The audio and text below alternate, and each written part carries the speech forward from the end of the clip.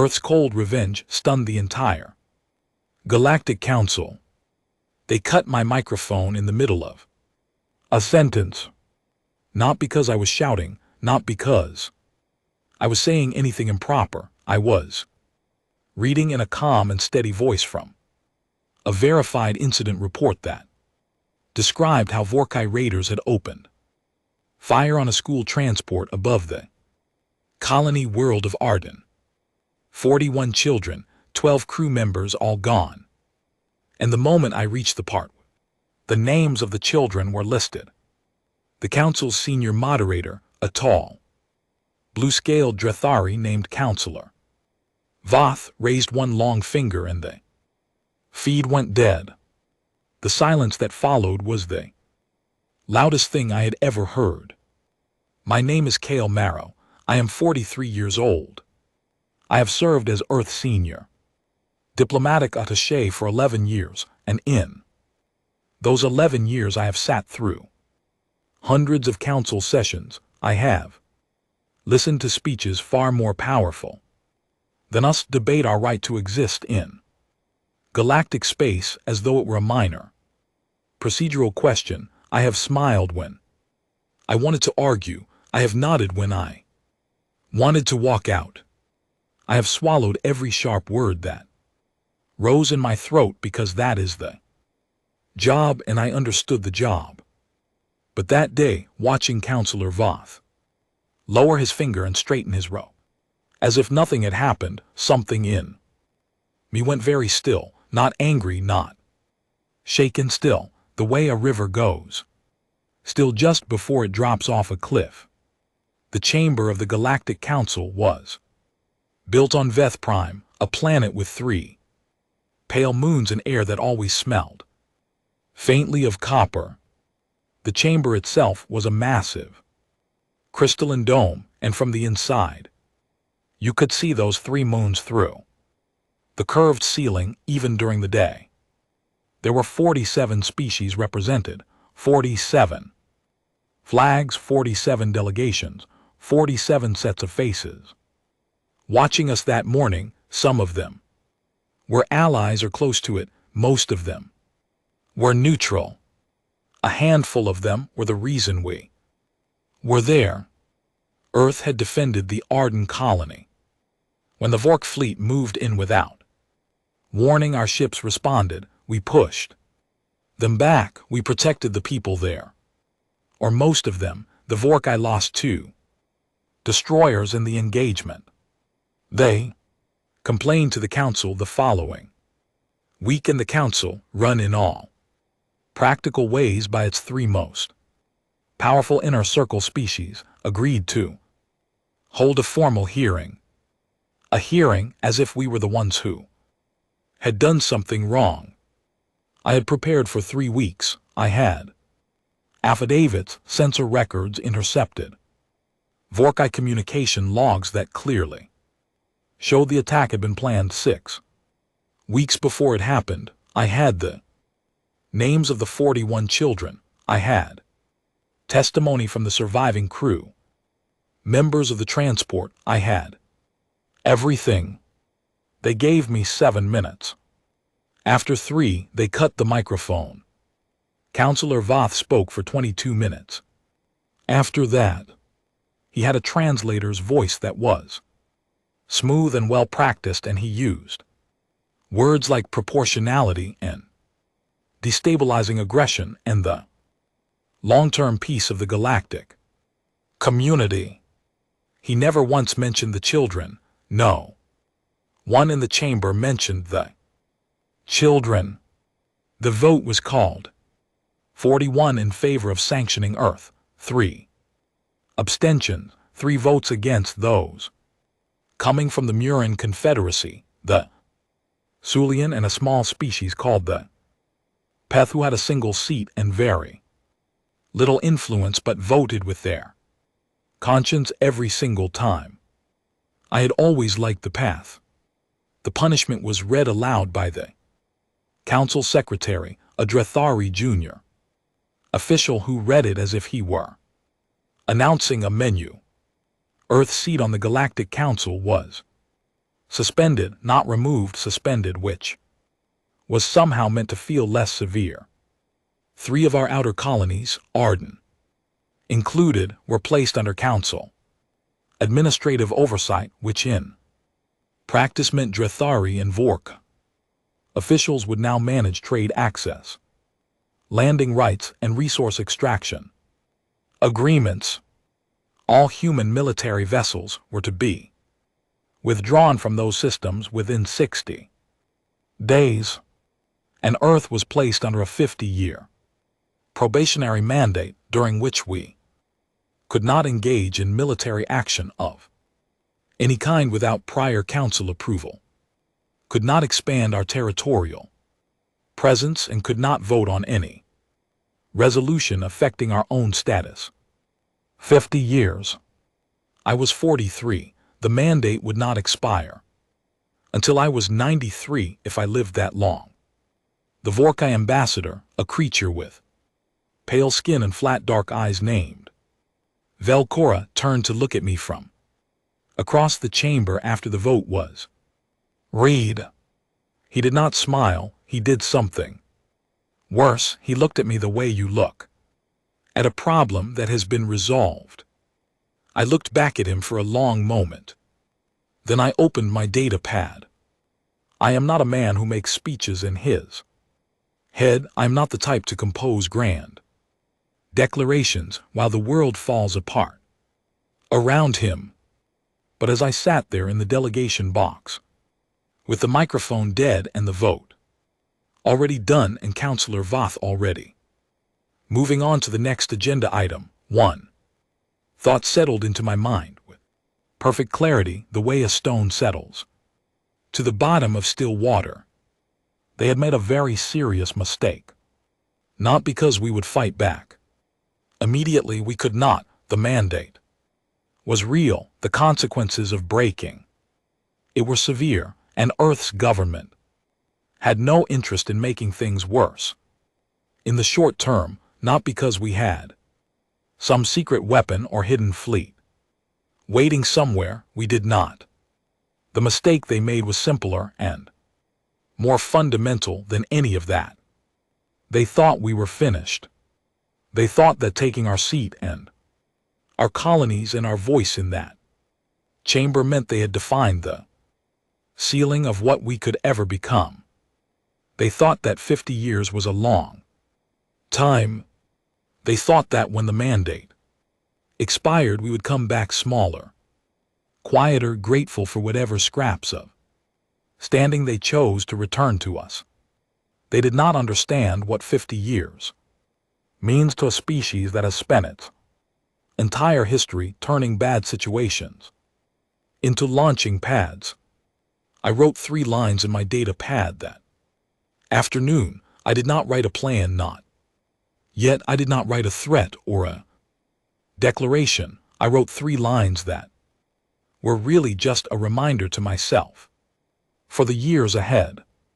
They took the microphone. They did not take the time. And time, I have always believed, is the only currency that ever truly matters. I closed the data pad, stood up, nodded politely to the 3 delegates who had voted in our favor, and walked out of the crystalline dome on Veth Prime. Above me, through the curved ceiling, as I left, I could see 2 of the 3 pale moons. The copper smell of the air followed me all the way to the landing pad. I did not look back. I had work to do. The first year of the mandate was the hardest, and not for the reasons I had expected. I had expected the anger. It came in waves from the public, from the Parliament, from people who had family on Arden and the other seized colonies. I had expected the grief, and that came too, quieter and deeper, the kind that settles into a nation the way cold settles into stone. I had expected the council's rules, the endless procedural barriers, the way even filing a formal complaint required 3 layers of Drethari approval. What I had not expected was the silence. from within our own government. I returned from Veth Prime to a reception that was polite, careful, and almost completely empty of real conversation. My report was accepted. My analysis of the vote was filed. Parliamentary committee sent me a written thank you for my service during a difficult proceeding, and then for about 6 weeks nothing, no direction, no strategy meetings, no one asking the obvious question, which was what do we do now? I used those 6 weeks well. My name after the council hearing had become associated with defeat in the eyes of the public. That was fine. Useful even when you are seen as a man who lost. People stop watching you carefully. They have already written you into the part of history they do not need to think about anymore. I became very comfortable with being overlooked. I submitted a request for reassignment. I asked to be moved away from active diplomacy, citing what I called personal fatigue from the Veth Prime proceedings. The request was granted within 3 days. I was reassigned to the Bureau of Continuity Planning, a department so obscure that most people in the government could not have told you what floor it was on. Its official mandate was to maintain long-term institutional records and ensure governmental function in the event of systemic disruption. In practice, it was a quiet room with good data access and almost no oversight. My new supervisor was a woman named Carol Ainsley, who had worked in bureaucratic administration for 30 years and was the most organized person I had ever met. She greeted me on my first day with a cup of coffee and a directory of every treaty, trade agreement, resource, contract, and diplomatic communication that Earth had signed or received in the last 200 years. You can start with the pre-contact era records, she said. Nobody has indexed those properly since 2089. I will get right on that, I said. I spent the next 4 months reading everything that had ever passed between Earth and every other species in known galactic space, not just our files. I had authorization through the Bureau to access the Council's own public legal archive, which was vast and almost entirely unread by anyone except academic researchers. I read it, all of it, every charter, every precedent, every procedural rule, every definition of terms. What I found was both discouraging and enormously useful. The Galactic Council's legal framework was at its core extraordinarily fair. The founding documents, written over 800 years ago, were genuinely thoughtful. They protected smaller species from exploitation. They required evidence for sanctions. They demanded transparency in resource agreements. They had real teeth. The problem was that over 800 years, the inner circle species had built a layer of procedural amendments, subclauses, and administrative conventions on top of those founding documents that effectively made the teeth optional for anyone powerful enough to ignore them. It was not that the law was wrong. It was that the law had been covered over, buried under centuries of self-serving paperwork until it was effectively invisible. But it was still there.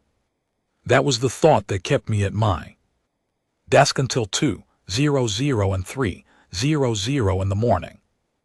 Night after night, with Carol Ainsley's excellent filing system spread across 4 screens. The foundation was still there, and foundations, unlike the structures built on top of them, are very difficult to destroy. I began building what I privately called the ledger. It was not a document of Grievances, it was not an emotional record of wrongs done to us, it was a precise, citation-heavy legal analysis that tracked every instance where the inner circle species had violated their own founding charter over the past 300 years, every unauthorized resource extraction, every vote cast without proper disclosure, every sanctions proceeding that had skipped required evidentiary steps. I was not the only one working on it. Over the course of the second year, I quietly identified 11 other people, spread across different bureaus and departments who had been thinking along similar lines. I did not recruit them dramatically, I simply started having conversations, the kind of careful, indirect conversations that people have when they are not yet sure who they can trust. A junior analyst named Pete Holloway in the Foreign Records Office, a retired naval logistics officer named Grace Webb, who had spent 20 years mapping trade routes, a young legal scholar named Diana Farrow, who had written her doctoral thesis on the Council's founding documents and then been told politely but firmly that her work was not of practical relevance. It was of enormous practical relevance. I told her so. She joined us. By the end of year 3, we were 9 people meeting informally once a month in a records room on sub-level 4 of the Continuity Bureau, drinking bad coffee and working through one of the most meticulous legal and strategic projects in human history. Nobody knew we existed. That was entirely intentional. The outer colonies were the most immediate concern. Arden and the 2 others were now under Council administrative oversight, which in practice meant that Drathari trade officials were managing export licenses for the minerals, agricultural output, and manufacturing capacity those worlds produced. They were not stealing from the colonists in any crude sense. They were doing something more sophisticated, setting prices, controlling which buyers could access which markets, taking a modest administrative fee on every contract. Over time, the effect was the same as theft, just dressed in paperwork. I had family on Arden, a cousin named Lou Marrow and his wife Bess, who had been farmers there for 12 years. I received a letter from Lou in year 4. He was careful about what he wrote, knowing letters went through council-aligned mail processors, but between the lines I could read it clearly. They were managing barely. The new administrators were polite and completely immovable. I read that letter 4 times, then I filed it in the ledger under human impact documentation and kept working. The 5th year brought the first real movement on a front I had not initially planned for.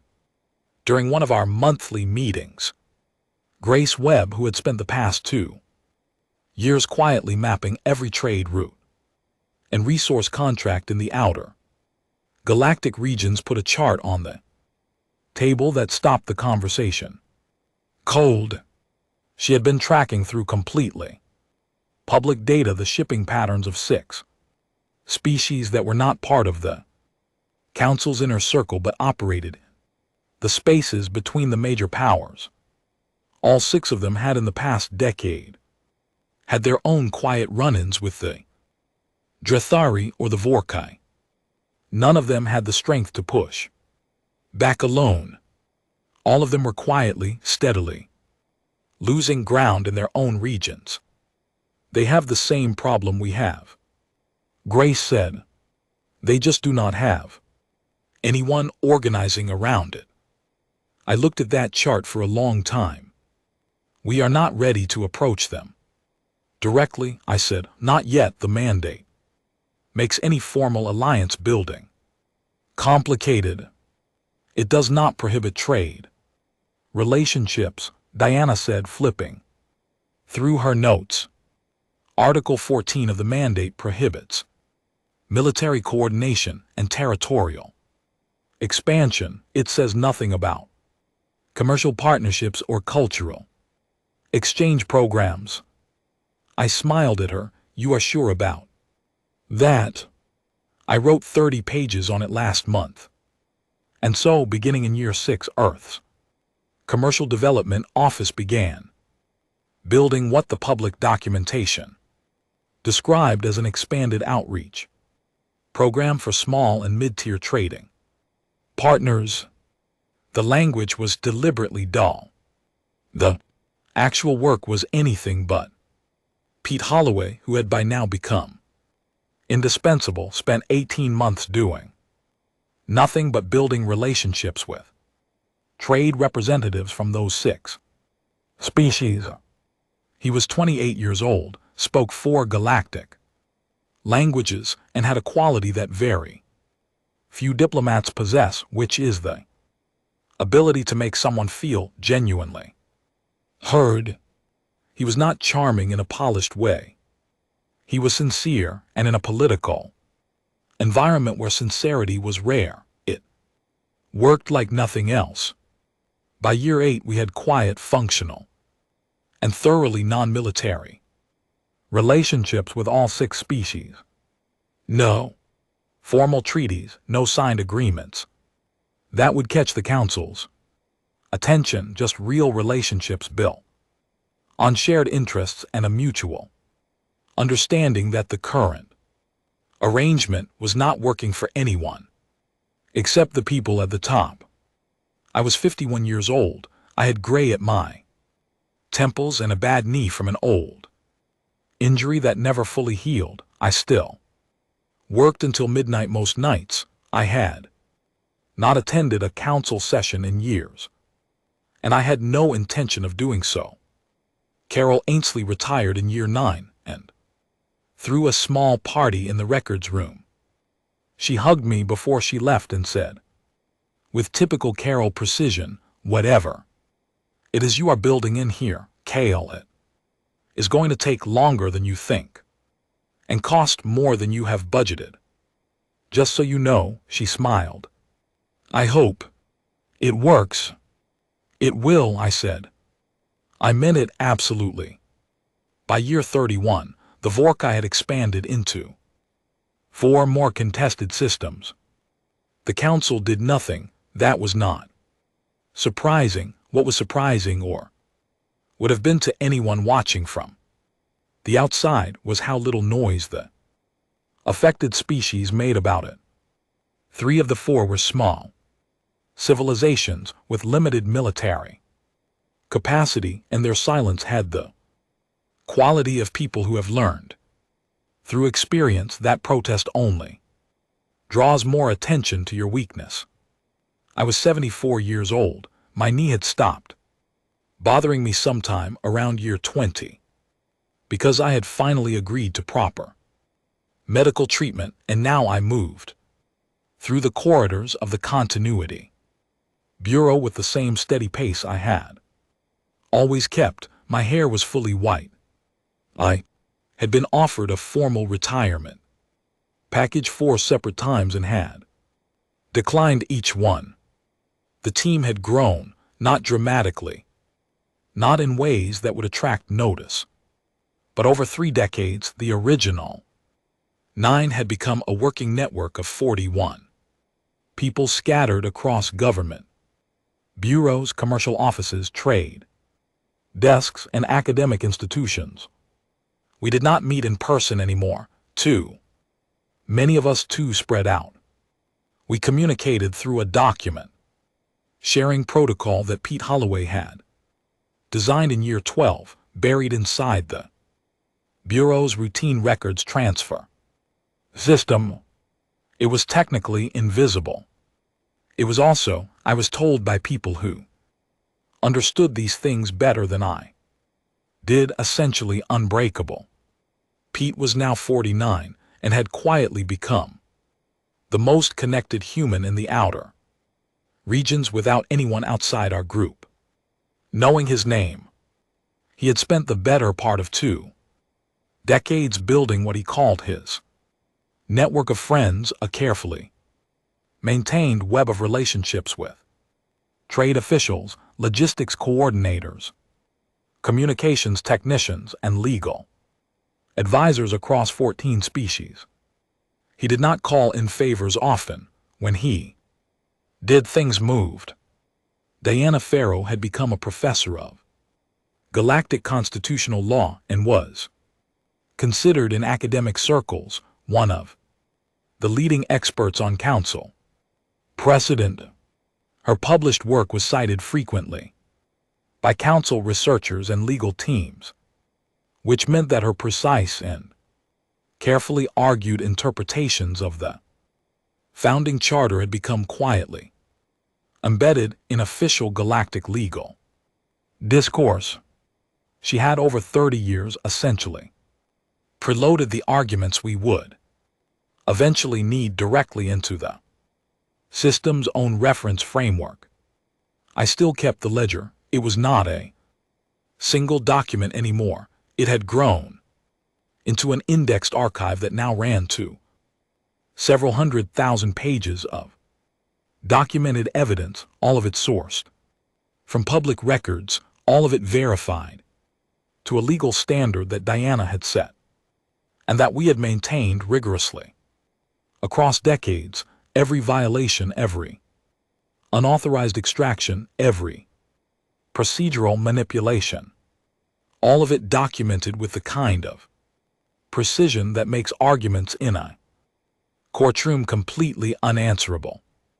In year 31, the thing that changed was not any action we took, it was something the Vorkai did on their own.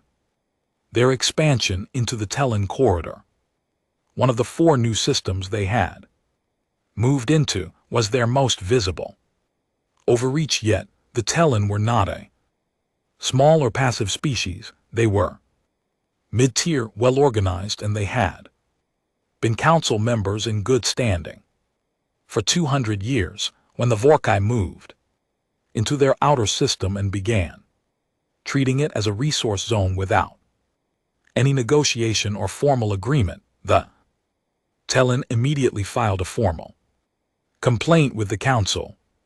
The council, after a 3-month deliberation, issued a statement expressing concern and recommending that all parties engage in dialogue. The Telin were furious. Their head delegate stood in the council chamber and gave a speech that lasted 40 minutes and was, from everything I read of it, quite brilliant. It moved no votes at all. I watched the recording of that speech alone in my office at 2:00 in the morning. When it was over, I sat for a while in the quiet. Then I sent a single message through Pete's network to the Telin trade liaison we had been working with for 6 years. The message was short. It said, "We saw the speech. We are sorry." The council responded as it did, "If you are interested in speaking further, we remain available."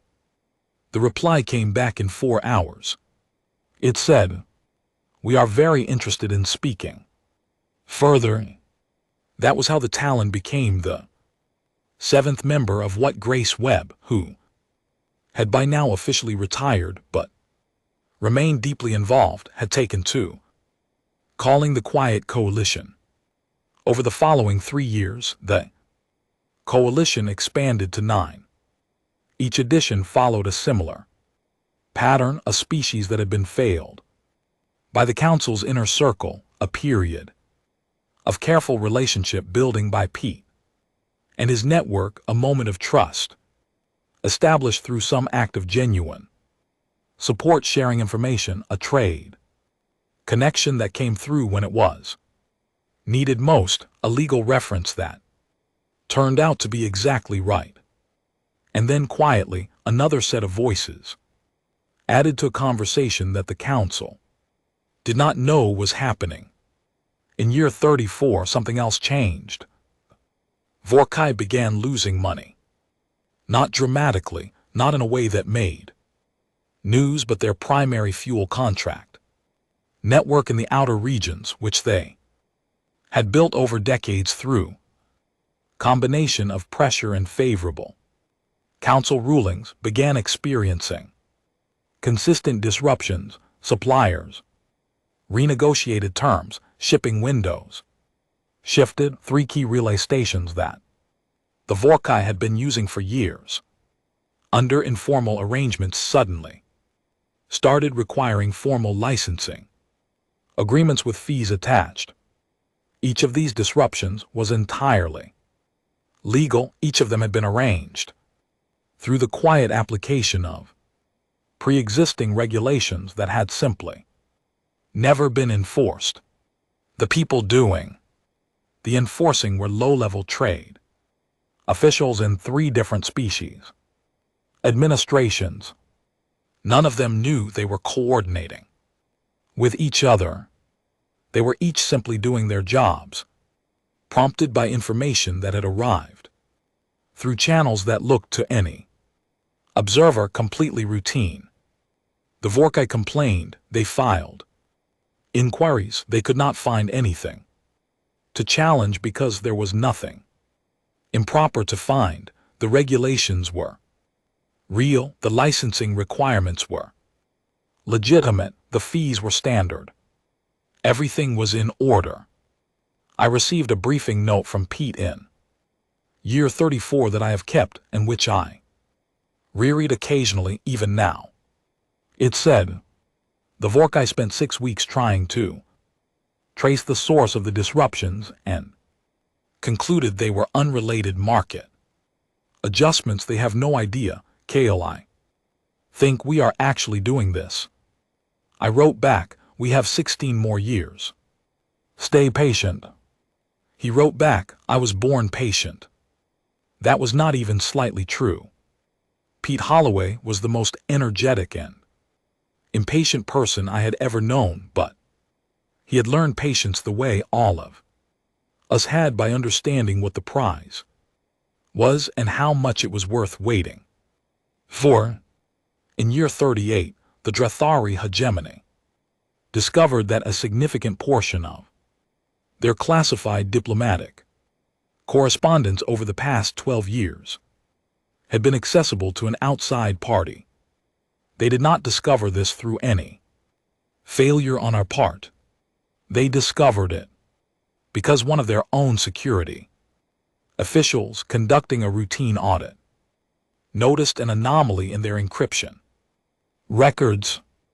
The anomaly pointed to a vulnerability that had been introduced by a third-party communications contractor 11 years earlier, a contractor who had, through 2 layers of subsidiaries, connection to a human-owned logistics company in the outer regions. The Drathari launched an immediate investigation. They found the communications firm. They found the subsidiary chain. They found at the end of it a registered human commercial entity with a perfectly clean legal record and no obvious intelligence connection to any Earth government body. What they could not find, because it was genuinely not there to find, was any evidence that the accessible communications had ever been read, shared, used, or distributed in any way.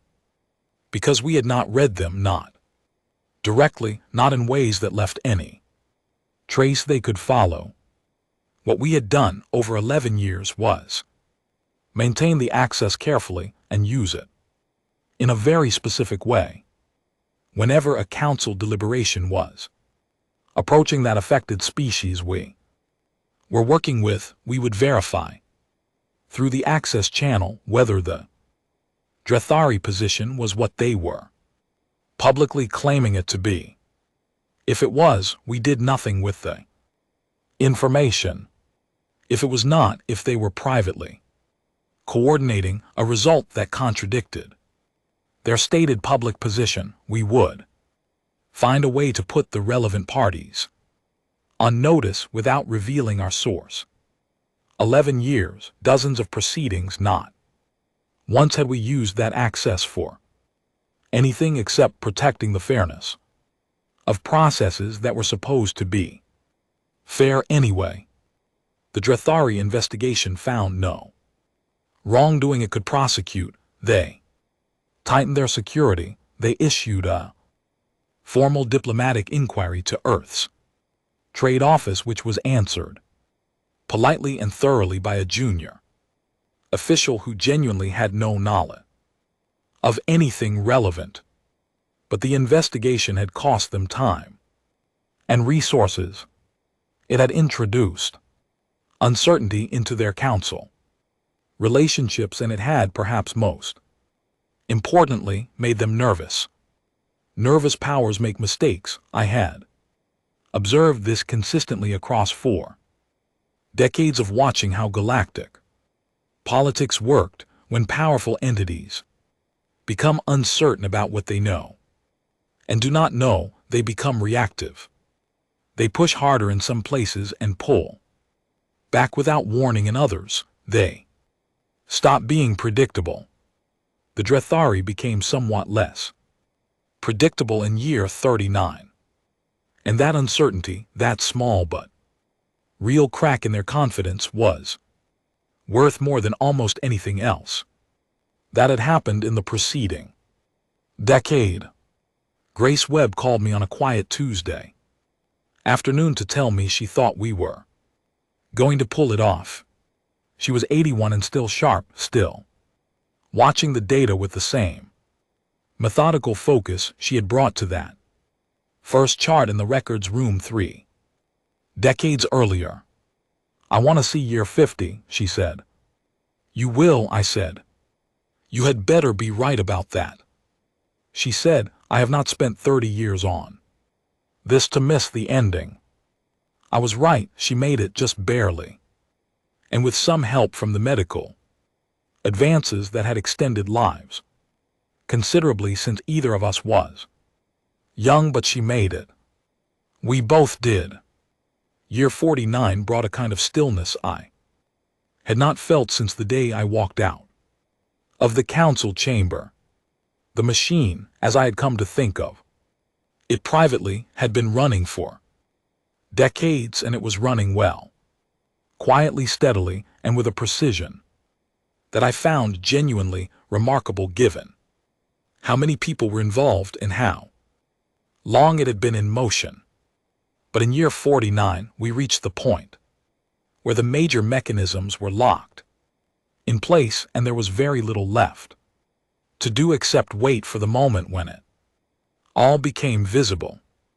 I was 92 years old. My hair had been white for so long I had forgotten what the other color looked like. My eyesight required correction, but my mind was clear, which I had been told was unusual, and which I attributed entirely to having had a project for 50 years that demanded full engagement every single morning.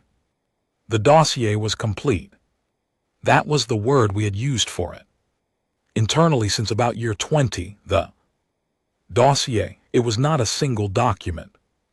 It was a structured legal archive of 712 specific violations of the Galactic Council's founding charter committed by its 3 inner circle species over a period of 3 centuries, each one documented with primary source evidence, cross-referenced with the exact charter clauses it violated, and organized according to Diana Farrow's legal framework in a way that made it not just readable but unassailable.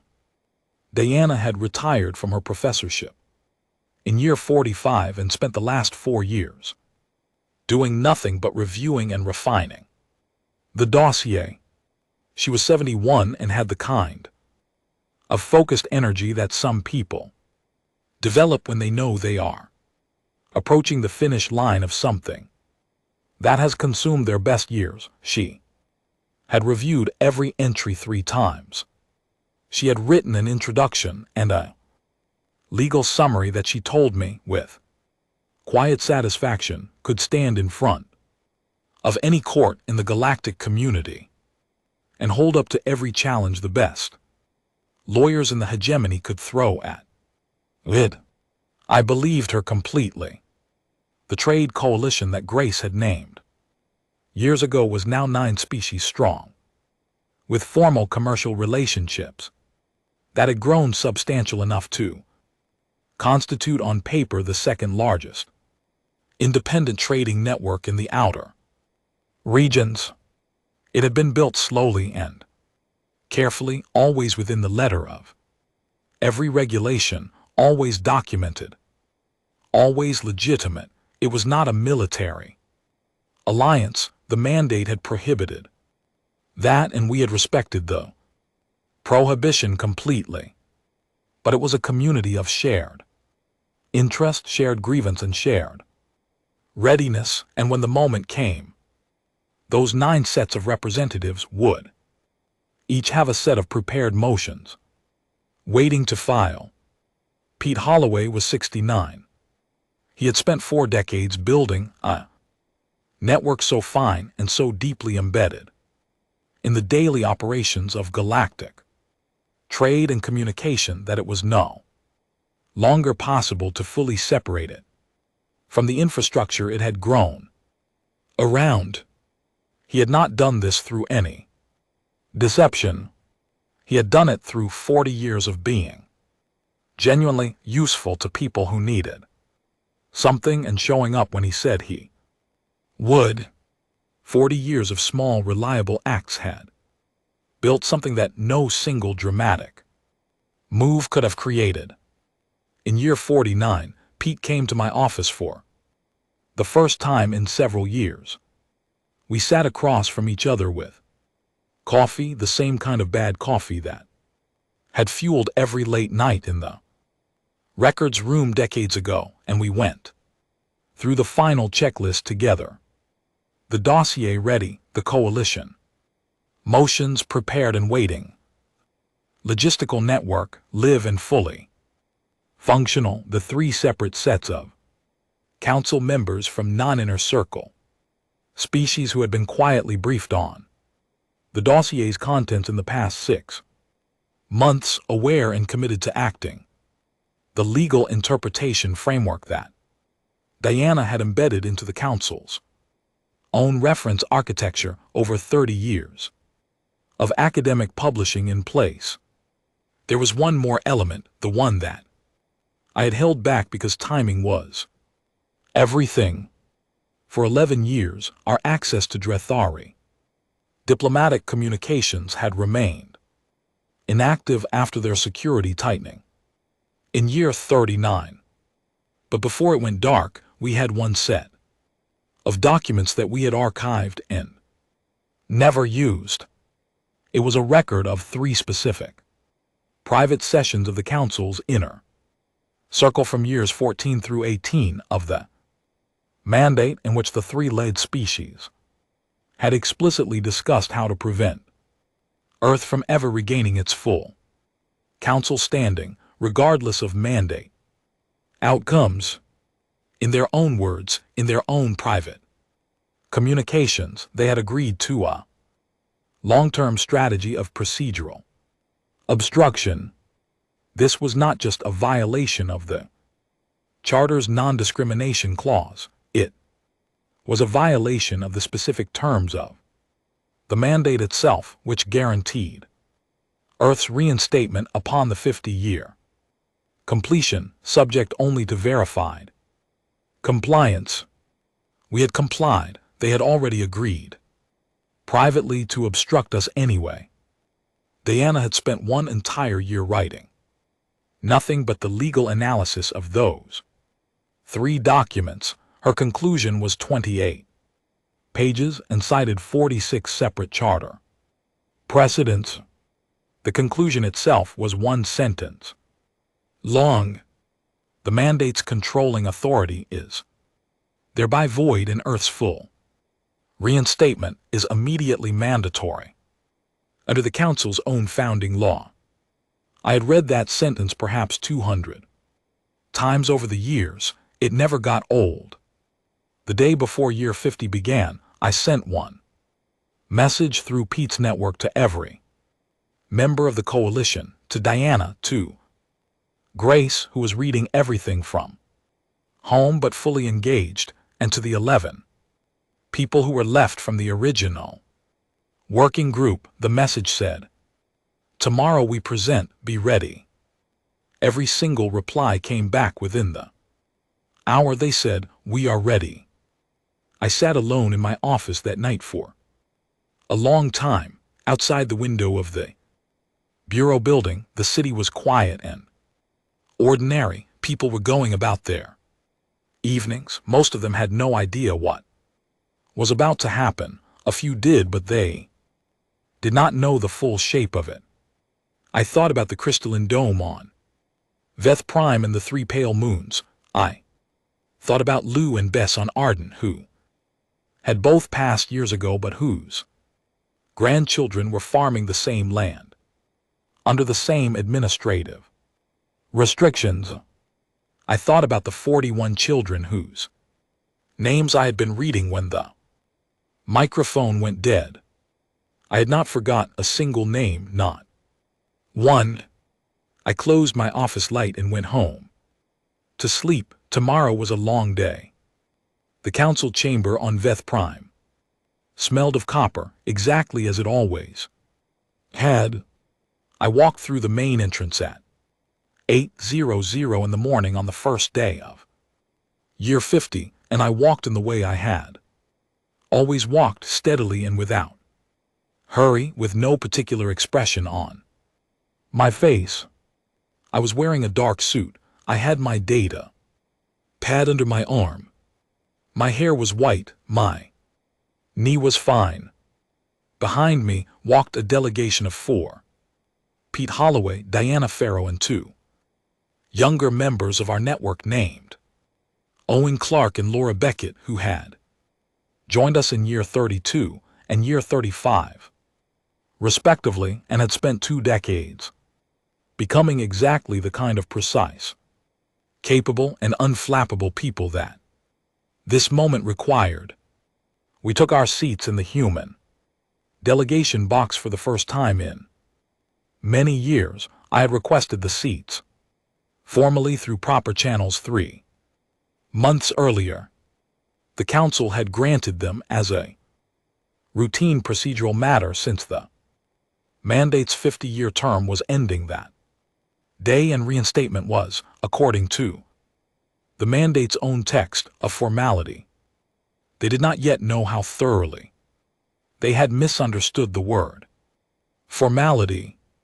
The chamber filled slowly. 47 delegations, the same curved crystalline ceiling, the 3 pale moons visible even in the morning light. I looked up at them briefly, then I looked at Councillor Voth, who was seated in his usual place at the head of the moderator's panel. He was old now too, I noted, older than when I last saw him.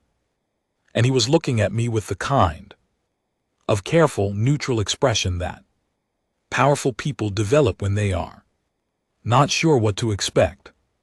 That was new. He had never looked uncertain before. At 9:00, the council secretary opened the session and noted that the first agenda item was the formal completion of Earth's probationary mandate and the associated reinstatement of the human delegations. Full standing. Councillor Voth spoke first.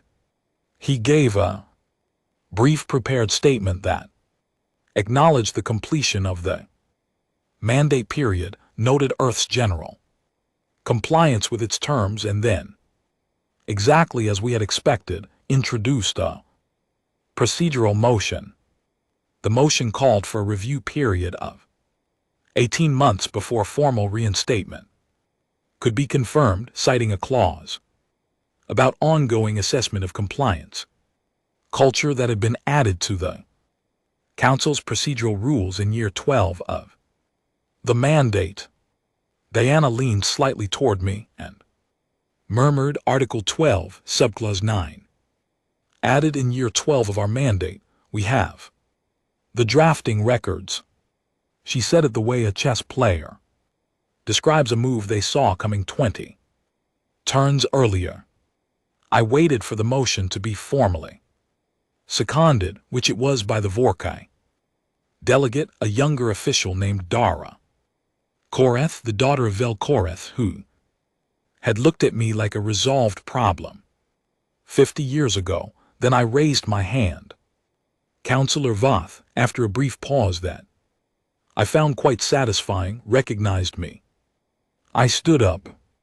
Thank you, I said. My voice was steady and clear. Before the council proceeds to a vote on that motion, I would like to submit several items for the record, as is my right under Article 7 of the Founding Charter, which guarantees any member delegation in good standing the right to present evidence relevant to proceedings affecting their status. Voth began to say something about good standing being the subject of the motion, but Diana was already on her feet, and she had a citation ready for exactly that objection, a precedent from 240 years ago that established the right of submission as prior to and independent of standing determinations. Voth looked at the citation she projected. He looked at it for a long moment, then he nodded. The delegation may proceed. I picked up my data pad. At 09:14 this morning, I said, Earth's commercial communication network transmitted a data package to the private secure terminals of every council member currently seated in this chamber, all 47 delegations. The package contains a legal archive that we are formally submitting as evidence in these proceedings. I will summarize its contents, but I want every member of this council to understand that the full documentation is now in your possession and has been prepared to a standard that satisfies every evidentiary requirement in the Founding Charter. The chamber had gone very quiet. I looked at my data pad. The archive contains documentation of 712 specific violations of this Council's Founding Charter committed by its 3 Inner Circle member species over a period of 300 years. Each violation is documented with primary source records. Each is cross-referenced with the exact charter clauses it violates. The legal analysis was prepared by Professor Diana Farrell, whose work in this area has been cited extensively. This council's own legal reference system for the past 2 decades. Nobody spoke, not one of the 47 delegations made a sound. I will not read all 712 items today, I said. We do not have the time, and frankly, the documentation speaks for itself, but I want to draw the council's particular attention to 3 sets of documents that are relevant to this morning's specific motion. I pressed a control on the data pad on the large projection screen at the center of the chamber. 3 documents appeared side by side with their dates, their source headers, and their content clearly visible. These are records of 3 private sessions of the Council's Inner Circle leadership held in years 14 through 18 of Earth's probationary mandate.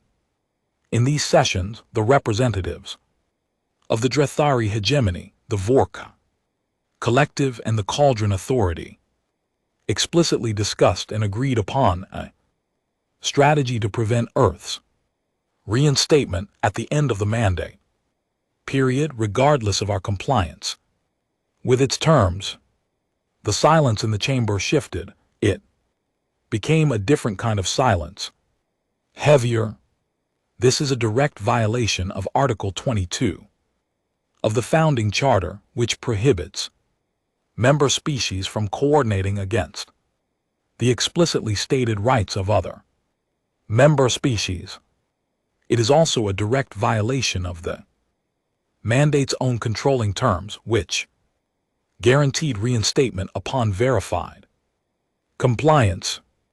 Earth has complied fully with every term of the mandate for 50 years. These documents prove that the body which imposed that mandate had already privately agreed to deny us its stated conclusion before the ink was dry. I paused for a moment. Our legal analysis of these three documents is included in the archive. Professor Farrow's conclusion is that the controlling authority of the mandate is thereby void and Earth's full reinstatement is immediately mandatory under the Council's own founding law. I am asking this Council to recognize that conclusion and act accordingly. Councillor Voth had not moved. His expression was no longer neutral. I could not name exactly what it was. Something between disbelief and a very deep reckoning.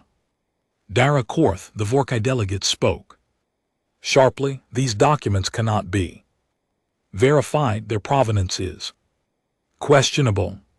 The Council cannot simply accept their provenance is documented in the archive, Diana said from her seat in a perfectly even voice.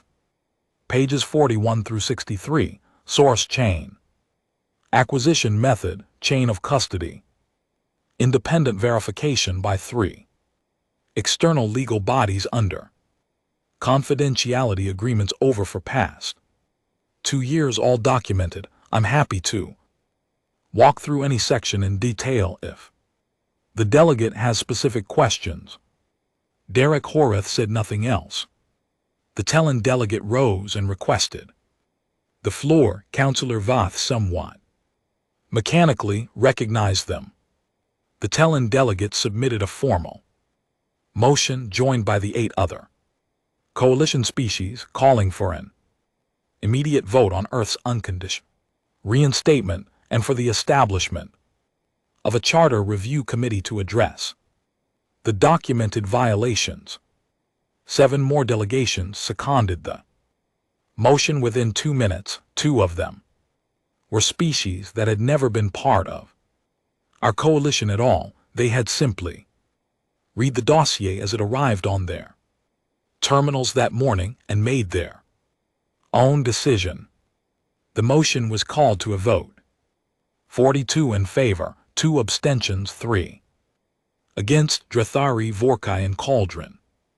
Earth's full reinstatement was confirmed by the Galactic Council at 10:17 in the morning of year 50. I sat down. Pete beside me exhaled slowly and said nothing for a long moment.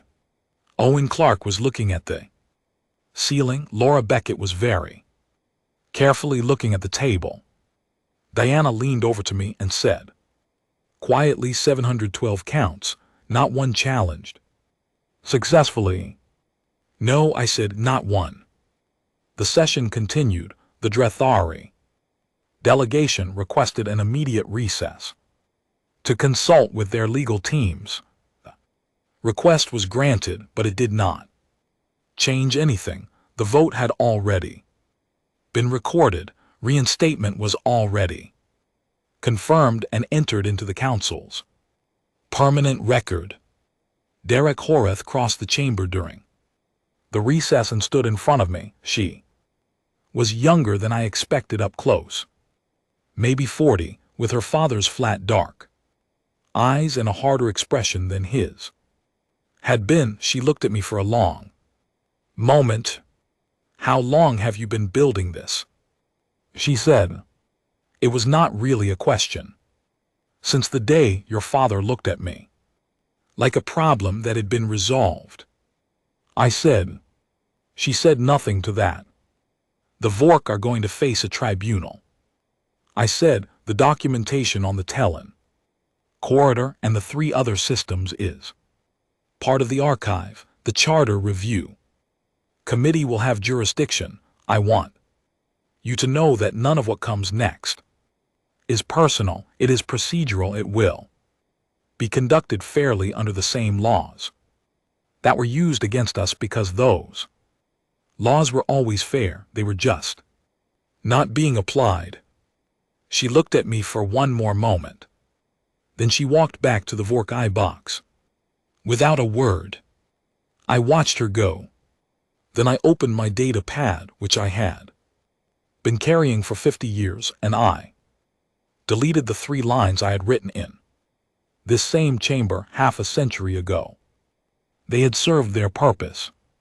The session resumed.